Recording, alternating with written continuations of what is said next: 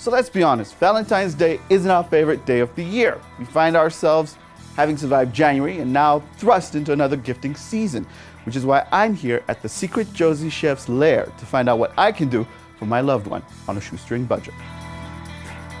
How you doing, Leroy? Hey Paul, how's it going? Good, thanks. So Paul, tell me exactly what we're going to be making today. All right, well, I put together a really quick and easy picnic. The whole thing should take about 20 minutes to get all sorted out. And then kind of because it's February and everyone's a little bit broke, it's also the type of picnic you can do for under 200 bucks. Wow. But at the same time, there isn't a lady in Joburg who shouldn't be impressed by what we're about to put together. I mean, you can say that again. I'm looking at this thing and it looks... Well, it's kind of the food I cook. Simple, but really loaded with flavor.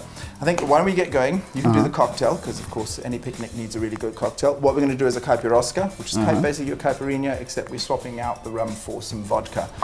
You're going to want, I'm using a pretty big jar here, so you're going to want about 3 or 4 limes, cut them into a couple of pieces, chuck those in, and then for each lime you're looking to add 2 tablespoons of brown sugar. So you can kind of measure it as you go.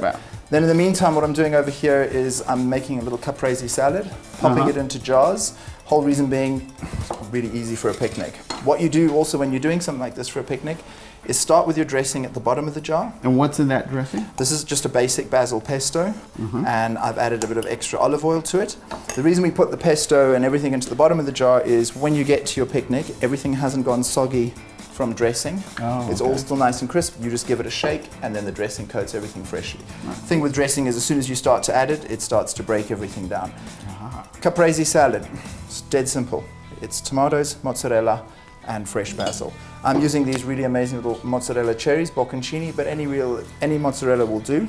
Just sort of tear it up, some fresh basil, and that's all we're doing. We're layering it up.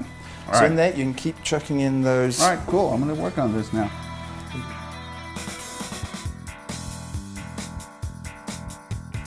So how long does this meal take, basically, to make?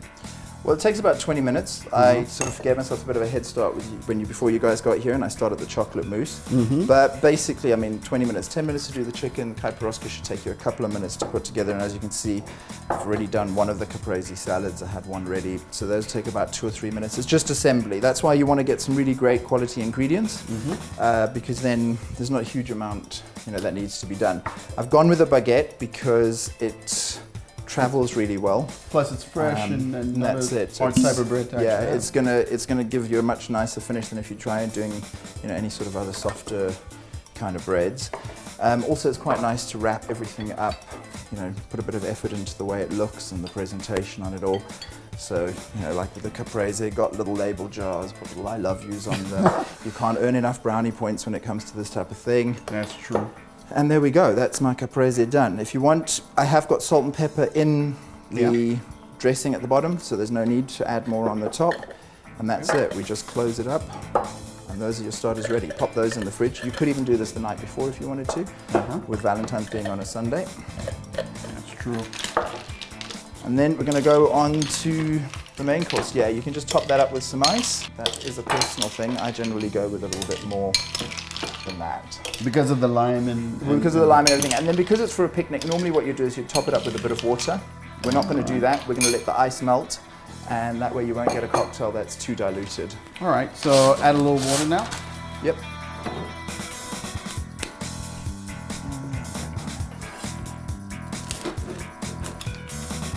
I mean, where can you get most of these? Well, I mean, I've got everything basically from the supermarket. I've got a baker, which I use up the road, Patisserie de Paris. They're kind of like, I would say that's the only ingredient you really have to travel for. They make the most incredible baguette. In fact, they were voted Josi's best baguette 3 years running. And I kind of think if that's the type of thing you want to impress someone with. Quality. Yeah, that's it. All right, so for the baguettes, I'm doing an Asian-inspired one. So what I've got here is I've got a coriander mayo, which I'm going to use as the base on my baguette, on my bread. Does it have to be a toasted baguette or warmed up? Or? No, just as is like that, because you're going to wrap it up with paper. The juices from the chicken and from everything are going to kind of soak into it. It's got a bit of crunch to the outside, so it's going to keep its shape. You're not going to get to your picnic and find you've got a mushy bread, mushy sandwich to deal with. All right. Then I'm topping that with a bit of rocket. Now for the chicken, all I did was I pan-fried the chicken, as is, just in a bit of olive oil. Took it out, then I added a tiny bit of butter to the pan, some soy sauce, some honey, tossed it, coated it, and then what we've got now is we've got this really nice sticky coated, sorry, let me just get the spoon, sticky coated chicken, and that's what we're going to sort of pop into this baguette. I'm kind of a believer that the bread is important, but you know, you can't beat sort of a, sorry, excuse me guys, I am a chef. Do you know what I'm doing? Also, it's, you know, it's supposed to be for the one you love. If you aren't allowed to touch the food with your fingers, you may be putting too much effort into the meal. All right, we're going to top that up. It's dead simple. Loads of chicken. Then, if you're like me, you like a little bit of heat. So this is primarily a summer dish, correct? Yeah, I mean, our Valentines, I've never had to really do anything. I hate doing anything to, you know, for cold weather, because, you know, Valentine's is always going to be in the height of summer for us. Okay. Extra little chilliness to the... Yeah, I've kind of added quite a lot. These chilies are pretty fierce, but, you know... Well, it's for the one you love, so... And they know exactly what to expect, so... And then I'm just going to top it with a little bit more of the mayo on the top, and then that's it. It really is that simple, but in this we have 6 different ingredients. We've got shredded ginger, we've got garlic, we've got the soy sauce, we've got some teriyaki sauce. So it's loaded with flavor. We're just going to close that up, and then I'll show you how we're going to actually assemble the whole thing now. How's that cocktail doing? I think I'm done, Chef. What do you think? Let's give it a shake and give it a taste. Sorry.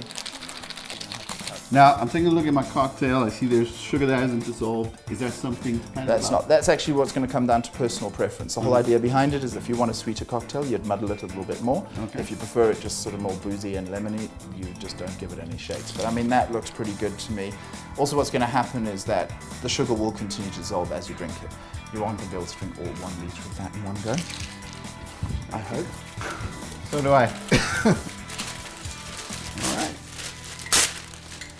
And then let me just give you some background on the chocolate mousse. Chocolate mousse is a 2-ingredient chocolate mousse. All we've got is sort of 200 grams of dark chocolate in there, 250 mils of milk. Melt the chocolate, whisk the cream, add the chocolate to it, and you have mousse. Is there any specific type of chocolate that you would recommend, or the higher the chocolate content, so 70%, 85%, that is going to get you a better quality sort of finished product and texture? But it's also, it comes down to a personal preference. I mean, a lot of people prefer sort of a 68%. I've got these cute little jars for it. We're just going to spoon some of the chocolate mousse into the jars.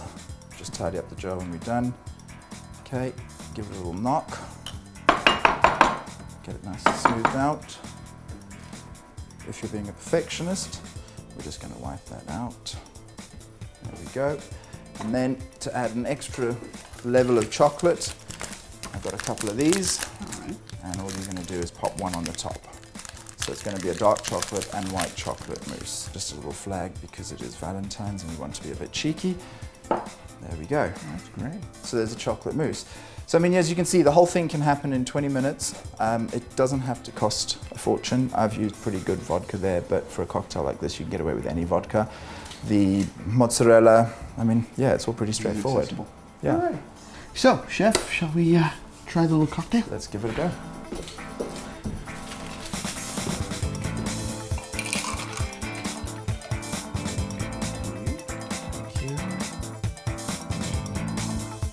With recipes simple yet cost-effective, this classic outdoor picnic basket should get you an A for effort. But what's important is that it was made with love. I'm Leroy. This is Man About Town.